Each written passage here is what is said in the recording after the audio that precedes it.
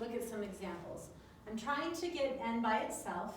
So in order to undo, this is a division problem, in order to undo that, I need to multiply both sides by -5.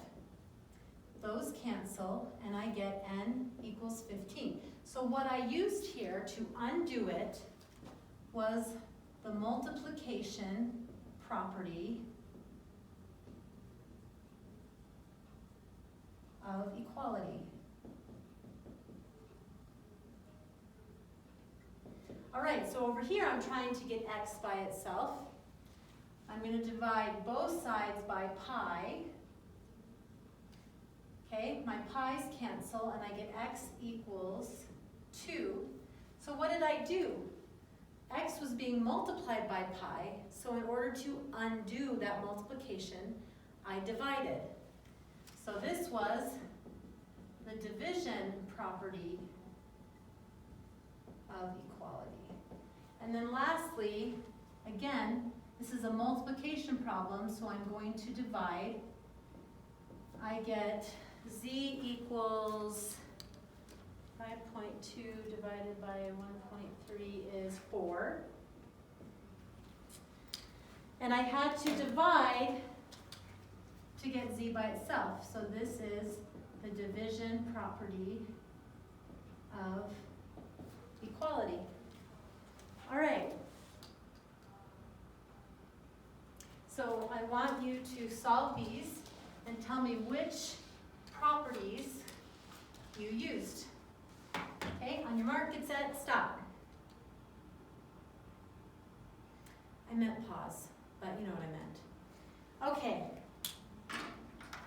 So here, again, we have a division problem. So to undo division, I'm going to multiply both sides by 3, and I get y equals -18, and I used the multiplication property of equality. Over here, trying to get x, we have another pi problem, okay? Pi is never a problem. I mean, really, is it really ever a problem? No. Pi is always good. Ha ha ha. All right, I get x equals 9, and what did I do to get rid of pi? I divided. So this is the division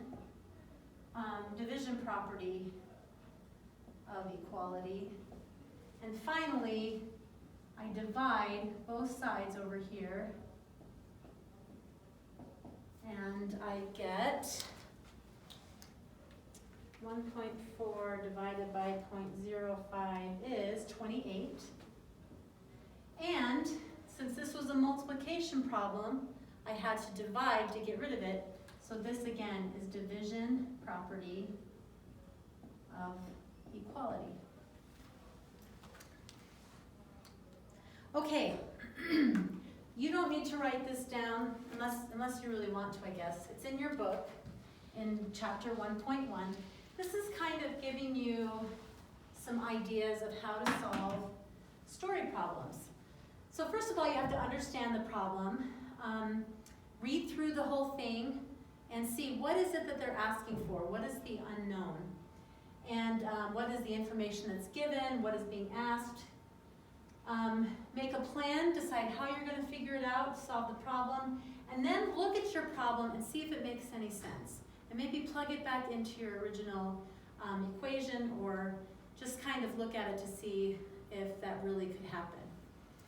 Okay, so in the 2012 Olympics, Usain Bolt won the 200-meter dash with a time of 19.32 seconds.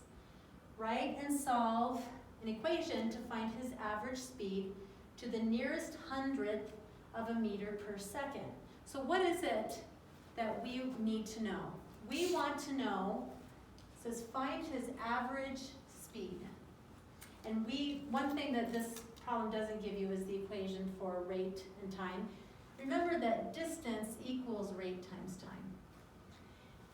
And so they're giving you the distance, it's a 200-meter dash, and they're giving you the time, and what they want is his average speed, so his rate. So we put in 200, we're looking for R, and it's 19.32 seconds. All right, I divide both sides by 19.32 seconds, and I get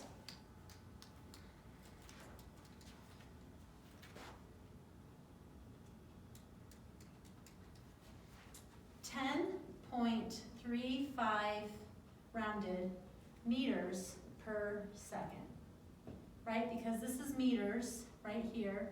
Here are seconds. So my answer is going to be meters per second. All right, so 10.35 meters per second. And does that make sense? Yeah, that guy's really, really fast. That's an actual picture of him.